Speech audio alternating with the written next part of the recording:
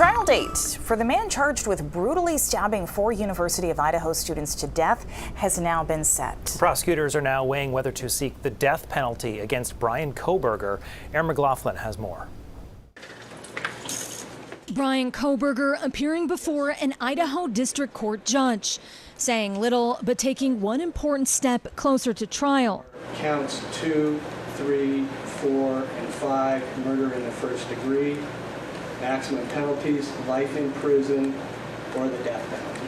4 murder charges for Kohberger, accused of stabbing these University of Idaho students to death 6 months ago.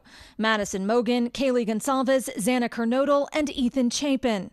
Do you understand the charge of count 3, murder in the first degree? Yes. Do you understand the maximum penalty? Yes. But to the charges, he said nothing. We will be standing silent. Okay, because Mr. Kohberger is standing silent, I'm going to enter not guilty pleas. Kohberger's legal team signaling they're prepared to go to trial less than 6 months from now in October.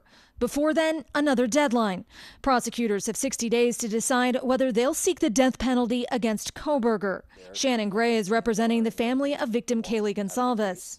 The Gonsalves family, would like the death penalty. Kaylee's family was in the courtroom Monday, including her sister and newborn niece, named after Kaylee and her best friend Maddie. Meanwhile, new Dateline reporting on suspicions arising within Bryan Kohberger's own family over the holidays.